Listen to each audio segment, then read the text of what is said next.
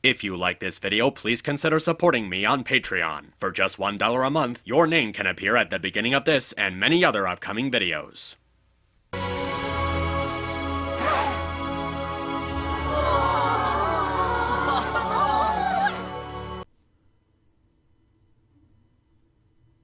You're not even trying anymore, are you?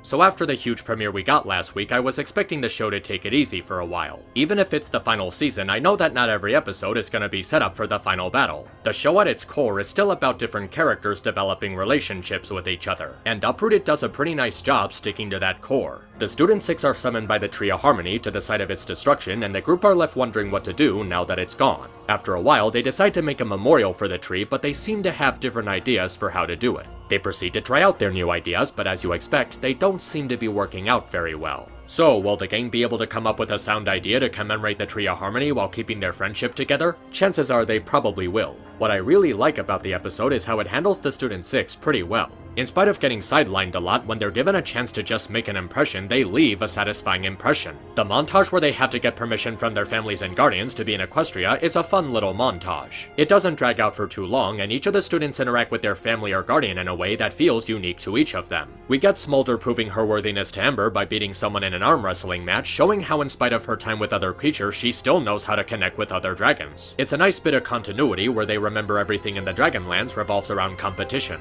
Ocellus has an adorable moment with her family, as we see how the changelings are still taking pony culture too literally while making it into their own culture. That's actually pretty clever now that I think about it. Gallus getting permission from Grandpa Gruff is pretty straightforward, considering how Griffins just want their privacy and he was willing to do anything to get him off his property. But at least he didn't demand payment to sign the papers, so it's kind of generous of him. Silverstream interacting with her family is just the funniest bit in the episode. She explains the story through these silly doodles, and the music helps to make the out-of-context humor better as it really makes you guess how exactly she's explaining it. It makes you wonder if she often communicates with her folks like this and if they're always left this confused. Finally, there's Yona, who uses brute force to help her mother with her chores. It shows how she likes to solve problems in a direct manner involving her physical strength, but it also demonstrates her caring side by helping out her mother and taking care of her. There's even some moments where we get to learn about them individually. Silverstream, for example, is a really talented artist. Like, really talented. Of all the different ideas the students had for making a memorial, hers was a personal favorite of mine. Not only does she use the colors in a way that mesh really well, but she also paints them in a way that gives them form. It's unironically amazing and leaves a really nice impression. It's like those doodles from the montage were a sign of her artistic interest. Gallus comes across as an enthusiastic schemer trying to hype up the Tree of Harmony with all these ridiculous stories. It's actually impressive how he managed to get customers and set up a gift shop so quickly. He's shown to be full of surprises, and he also knows Twilight pretty well, getting the permission slips in advance since he figured she'd ask about it. Smolder is a really cool tomboy, showing off her fierce, strong-headed personality while still maintaining her sensitive side with her love for tea parties. She also seems to have a nice memory of the tree, making a pretty good replica of it despite not having any tools for it. Ocellus demonstrating Eastern culture she learned from the Feelings Forum counselor is a nice way to reflect on the experience she gained under the new leadership. And Yona continues to be just the best. Like, there are no qualifiers at all, she is simply the best. In my video on Season 8, I talked about how she was one of the few highlights because of how deeply her character was developed. She took experiences she had with the outside world and used them to grow as a person, showing how yaks can be more than big strong brutes. And a lot of that development is carried into this episode. She observes the misguided ways of the others trying to honor the tree while keeping her best memories of it in mind. When it falls apart, she tells them to stop thinking about the tree the wrong way and shows them what it truly meant to her. How it's the thing that connects their friendship together and how it represents their unity as a group of misfits. And even if the tree isn't physically there, they still have fond memories of what it did for them and how it kept them connected. There's also this one line that she says that actually really enlightens me about some of the yak culture. Yaks know things not forever. That's why smash and rebuild.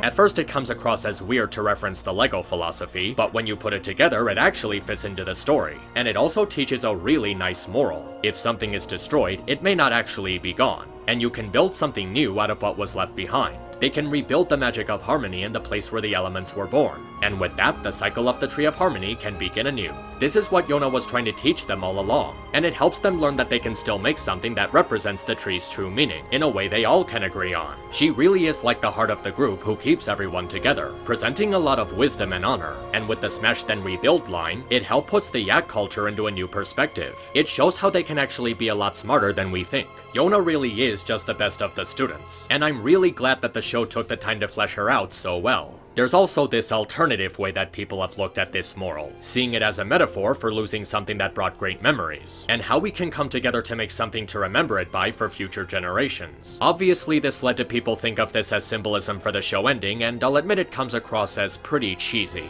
but it's not exactly a bad thing. I guess the fandom could see this as the show telling them it'll live on inside them because they did help make it more amazing and popular than it ever was before G4 started. It will still be there to share with future generations after it's all over, and we'll still have all the friends and happy memories we made because of it. This probably isn't what the tree meant by saying it would be a safe haven for them to bond and share with others, but I suppose it's not the worst thing to take from that message. So yeah, all of the students get some pretty good writing, all except for one. And that's Sandbar, who continues to be the low, bland tier of the group. Even if that's the point of his character for the non-pony characters to stand out against, that doesn't make the episode more interesting to watch. He just comes across as a huge dumbass in this episode. He literally takes the Tree of Harmony, one of the most important figures in Equestria, and just gets rid of it in a manner that sounds like he took it to the dump. He disposes of the resources that the students were going to use to make a memorial for the tree. Even if they were all misguided in some way, they still wanted to use it to make a memorial as their end goal. Sandbar just wastes it and replaces it with some twig. He's literally too dumb to realize how important the tree actually was by just getting rid of it. And even then, he doesn't get any smarter throughout the course of the episode.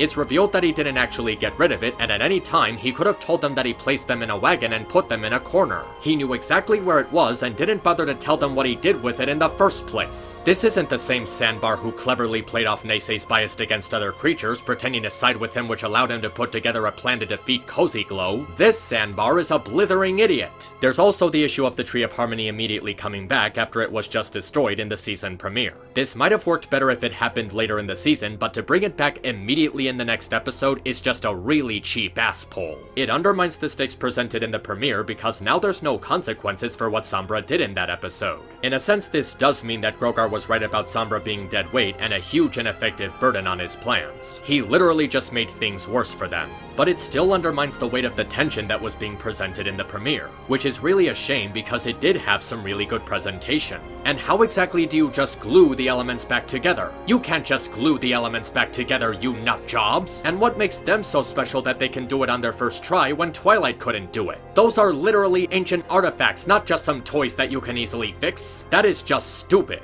Some people have also pointed out how this is Castle Sweet Castle 2.0, and how the premise boils down to the typical everyone has their own idea and wants to do it their own way thing. But it fits better here because the situation has a more believable setup. Unlike Twilight's friends who had a hard time understanding her after knowing her for 5 seasons, the students only really knew the tree for half a season and didn't have a lot of experience with it. And the ideas they had for honoring the tree weren't exactly bad ideas, except for Gallus and Sandbar, so they come across as less oblivious when making their mistakes. There's a song that gets the message across fine, but the singing itself is really not too good. There is one other scene that I really liked that outright subverts the whole just think positive thoughts and the problem will be solved tripe that usually passes as the solution.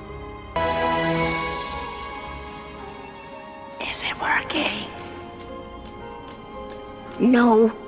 I guess the tree really is gone. Ultimately, Uprooted is a nice episode that takes a break from the stakes of the season premiere and just goes with a steady slice of life route. And it still comes across as plot elemental, serving as both a singular episode and a smaller part in a bigger unfolding story. With a good moral, good character writing, and making Yona just the best, it's a satisfying follow-up to the beginning of the end. Looks like Season 9 really is on the right track to setting things right. This is Map, signing out.